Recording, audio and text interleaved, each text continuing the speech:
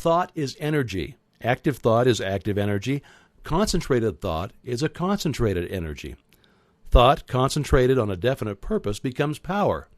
The ability to receive and manifest this power depends upon the ability to recognize the infinite energy ever dwelling in man, constantly creating and recreating his body and mind, and ready at any moment to manifest through him in any needful manner. In exact proportion to the recognition of this truth will be the manifestation in the outer life of the individual.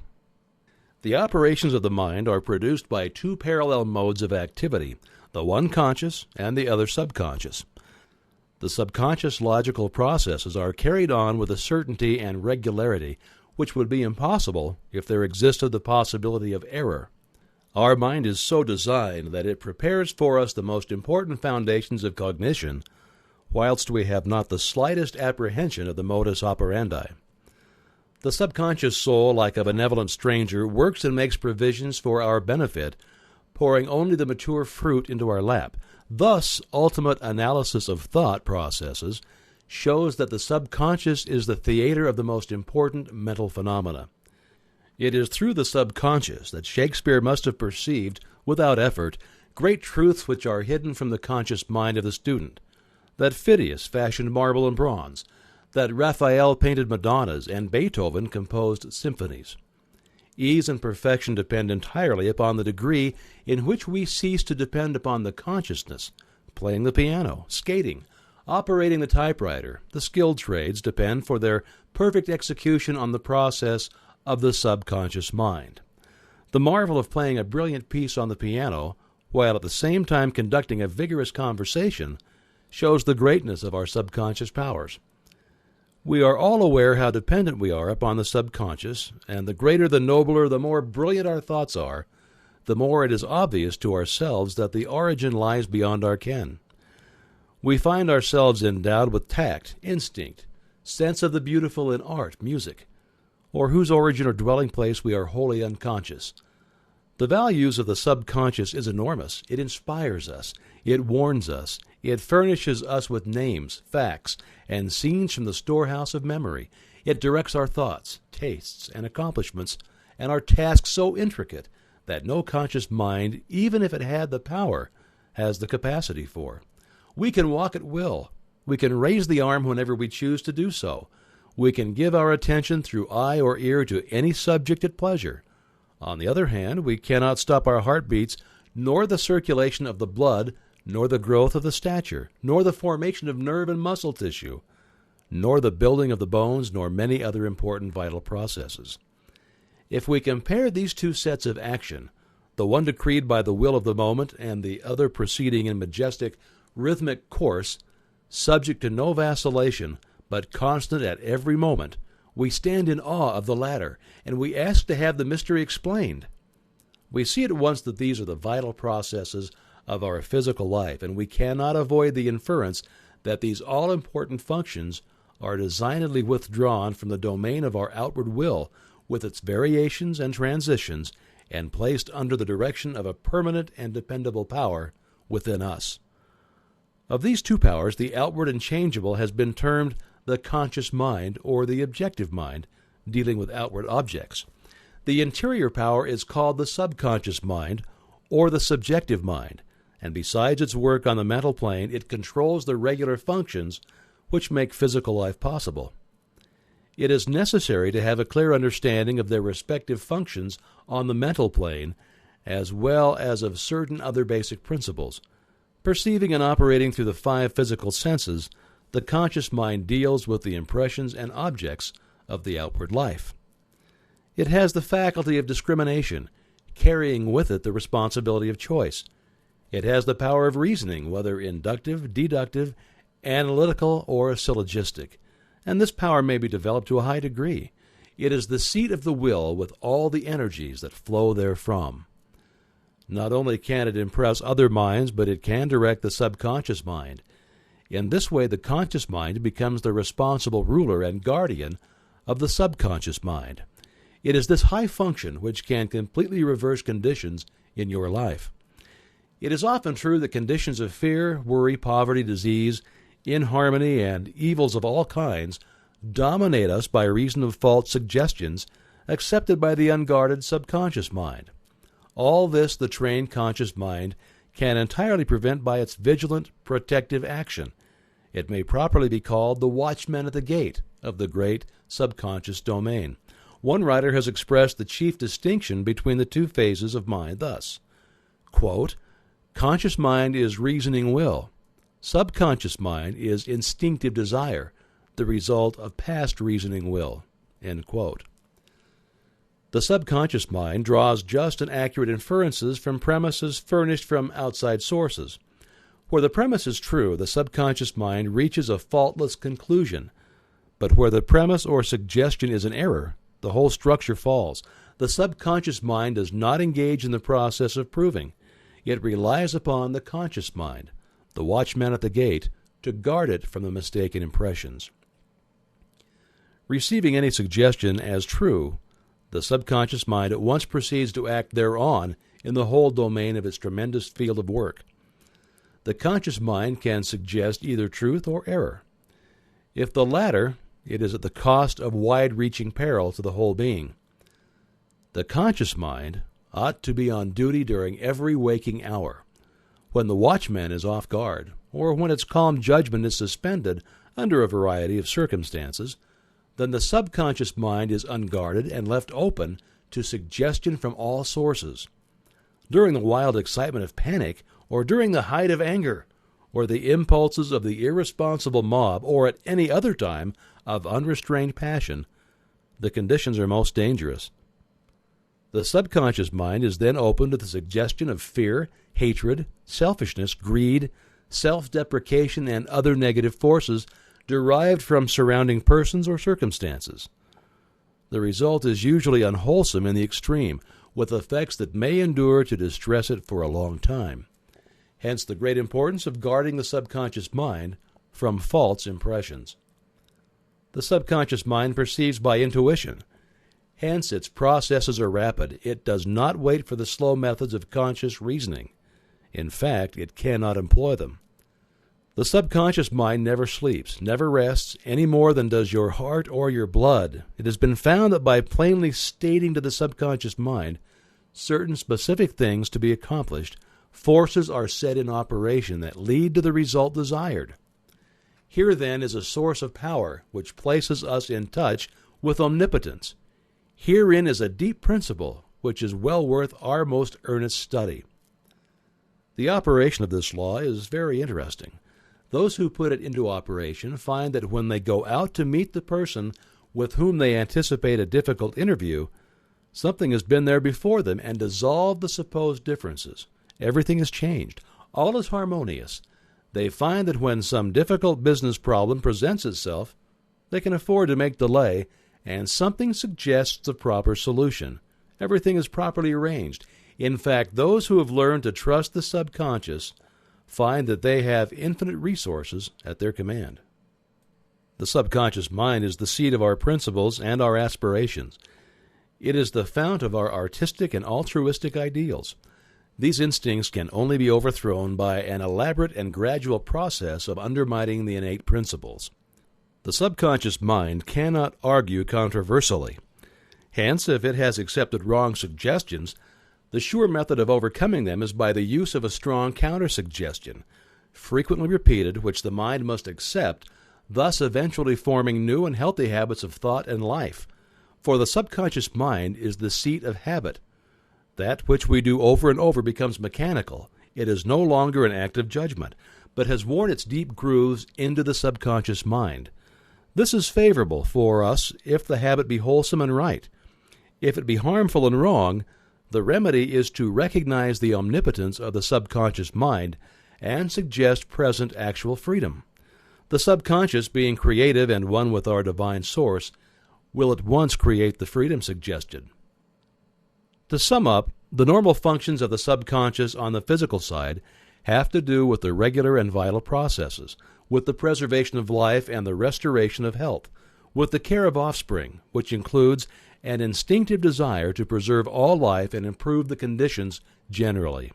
On the mental side, it's the storehouse of memory. It harbors the wonderful thought messengers, who work unhampered by time or space. It is the fountain of the practical initiative and constructive forces of life. It is the seat of habit. On the spiritual side, it is the source of ideals of aspiration, of the imagination, and is the channel through which we recognize our divine source, and in proportion as we recognize this divinity, do we come into an understanding of the source of power. Someone may ask, how can the subconscious change conditions?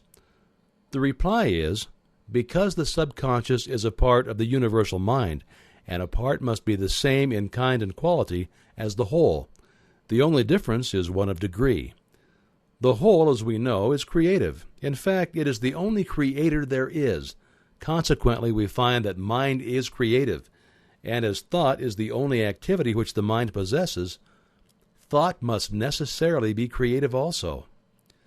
But we shall find that there is a vast difference between simply thinking and directing our thoughts consciously, systematically, and constructively. When we do this, we place our mind in harmony with the universal mind. We come in tune with the infinite. We set in operation the mightiest force in existence, the creative power of the universal mind. This, as in everything else, is governed by natural law, and this law is the law of attraction, which is that mind is creative and will automatically correlate with its object and bring it into manifestation. You have found that the individual may act on the universal, and that the result of this action and interaction is cause and effect. Thought, therefore, is the cause, and the experiences with which you meet in life are the effect. Eliminate, therefore, any possible tendency to complain of conditions as they have been or as they are, because it rests with you to change them and make them what you would like them to be. Direct your effort to a realization of the mental resources always at your command, from which all real and lasting power comes. Persist in this practice until you come to a realization of the fact that there can be no failure in the accomplishment of any proper object in life if you but understand your power and persist in your object, because the mind forces are ever ready to lend themselves to a purposeful will in the effort to crystallize thought and desire into actions, events, and conditions.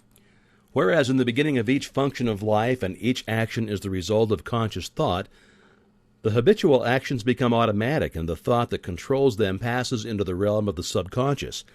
Yet it is just as intelligent as before. It is necessary that it becomes automatic or subconscious in order that the self-conscious mind may attend to other things. The new actions will, however, in their turn, become habitual, then automatic, and then subconscious, in order that the mind again may be freed from this detail and advanced to still other activities. When you realize this, you will have found a source of power which will enable you to take care of any situation in life which may develop. We have seen that every thought is received by the brain, which is the organ of the conscious. It is here subjected to our power of reasoning. When the objective mind has been satisfied that the thought is true, it is sent to the solar plexus, or the brain of the subjective mind, to be made into our flesh, to be brought forth into the world as reality. It is then no longer susceptible to any argument whatever. The subconscious mind cannot argue, it only acts. It accepts the conclusions of the objective mind as final. The solar plexus has been likened to the sum of the body because it is a central point of distribution for the energy which the body is constantly generating.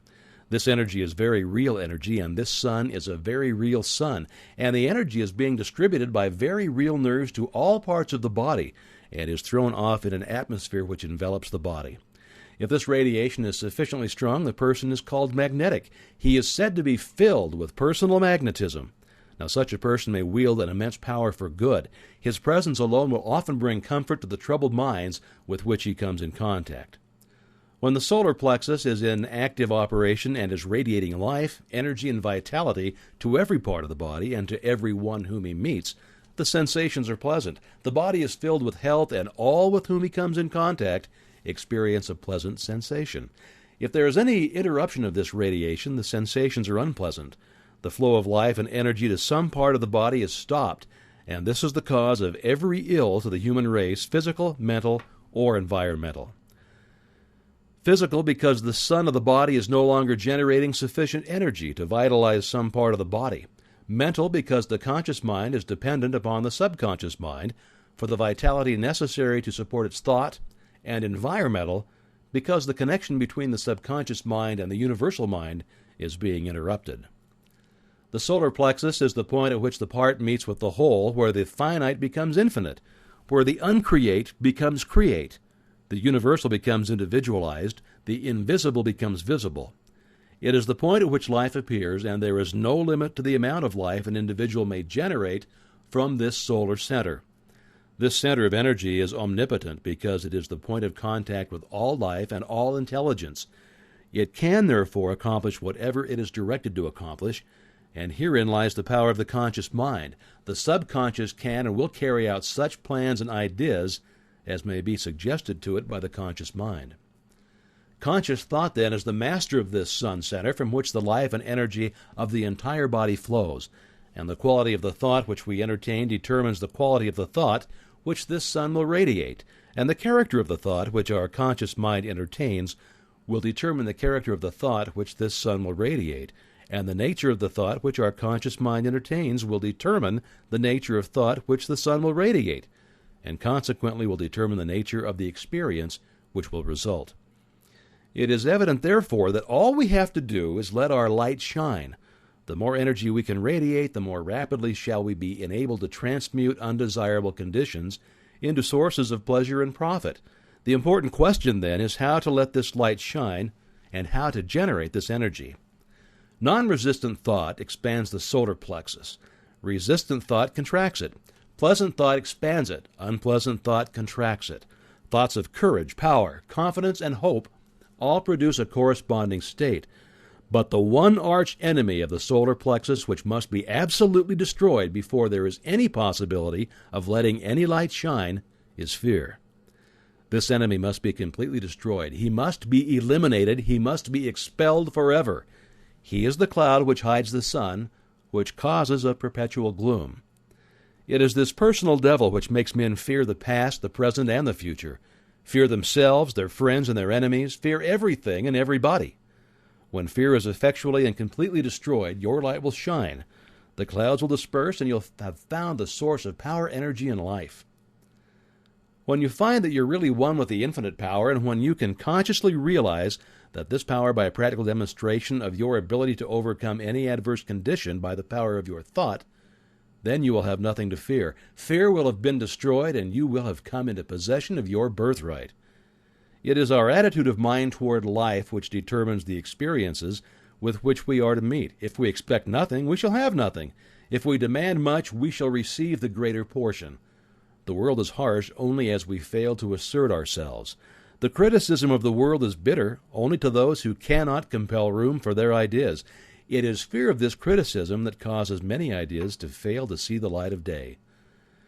But the man who knows that he has a solar plexus will not fear criticism or anything else. He will be too busy radiating courage, confidence, and power. He will anticipate success by his mental attitude. He will pound barriers to pieces. He will leap over the chasm of doubt and hesitation which fear places in his path.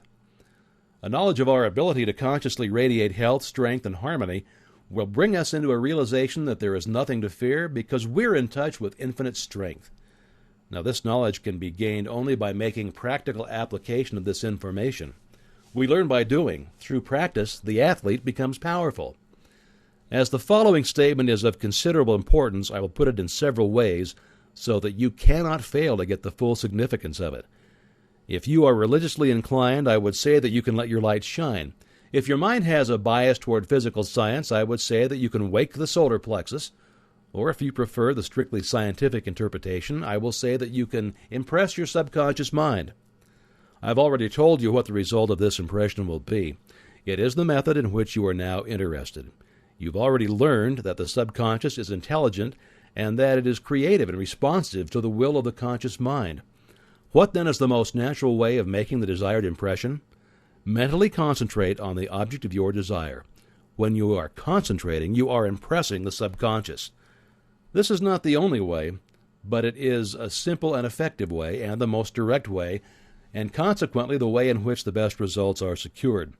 It is the method which is producing such extraordinary results that many think that miracles are being accomplished. It is the method by which every great inventor, every great financier, Every great statesman has been enabled to convert the subtle and invisible force of desire, faith, and confidence into actual, tangible, concrete facts in the objective world. The subconscious mind is a part of the universal mind. The universal is the creative principle of the universe. A part must be the same in kind and quality as the whole. This means that this creative power is absolutely unlimited. It is not bound by precedent of any kind, and consequently has no prior existing pattern by which to apply its constructive principle. We have found that the subconscious mind is responsive to our conscious will, which means that the unlimited creative power of the universal mind is within control of the conscious mind of the individual. When making a practical application of this principle, it is well to remember that it is not necessary to outline the method by which the subconscious will produce the results you desire. The finite cannot inform the infinite. You are simply to say what you desire, not how you are to obtain it. You are the channel by which the undifferentiated is being differentiated, and this differentiation is being accomplished by appropriation. It only requires recognition to set causes in motion, which will bring about results in accordance with your desire, and this is accomplished because the universal can act only through the individual, and the individual can act only through the universal. They are one. Thought is energy, and energy is power, and it is because all the religions, sciences, and philosophies with which the world has heretofore been familiar have been based upon the manifestation of this energy instead of the energy itself, that the world has been limited to effects, while causes have been ignored or misunderstood. For this reason we have God and the devil in religion, positive and negative in science, and good and bad in philosophy. Life is expressive, and it is our business to express ourselves harmoniously and constructively. Sorrow, misery, unhappiness, disease, and poverty are not necessities, and we are constantly eliminating them. But this process of eliminating consists in rising above and beyond limitation of any kind. He who has strengthened and purified his thought need not concern himself about microbes, and he who has come into an understanding of the law of abundance will go at once to the source of supply. It is thus that fate, fortune, and destiny will be controlled as readily as a captain controls his ship or an engineer his train. The eye of you is not the physical body, that is simply an instrument which the eye uses to carry out its purposes. The eye cannot be the mind, for the mind is simply another instrument which the eye uses with which to think, reason, and plan. The eye must be something which controls and directs both the body and the mind, something which determines what they shall do and how they shall act. When you come into a realization of the true nature of this eye, you will enjoy a sense of power which you have never before known. Your personality is made up of countless individual characteristics, peculiarities, habits, and traits of character. These are the results of your former method of thinking, but they have nothing to do with the real I. When you say, I think, the I tells the mind what it shall think. When you say, I go, the I tells the physical body where it shall go. The real nature of this I is spiritual, and it is the source of the real power which comes to men and women when they come into a realization of their own true nature. The greatest and most marvelous power which this I has been given is the power to think, but few people know how to think constructively or correctly. Consequently, they achieve only indifferent results. Most people allow their thoughts to dwell on selfish purposes, the inevitable result of an infantile mind. When a mind becomes mature, it understands that the germ of defeat is in every selfish thought. The trained mind knows that every transaction must benefit every person who is in any way connected with the transaction, and any attempt to profit by the weakness, ignorance, or necessity of another will inevitably operate to his disadvantage. Now, this is because the individual is a part of the universal. A part cannot antagonize any other part, but on the contrary, the welfare of each part depends upon a recognition of the interest of the whole. Those who recognize this principle have a great advantage in the affairs of life. They do not wear themselves out. They can eliminate vagrant thoughts with facility. They can readily concentrate to the highest possible degree on any subject. They do not waste time or money upon objects which can be of no possible benefit to them. Now, if you cannot do these things, it's because you have thus far not made the necessary effort. Now is the time to make the effort. The result will be exactly in proportion to the effort expended.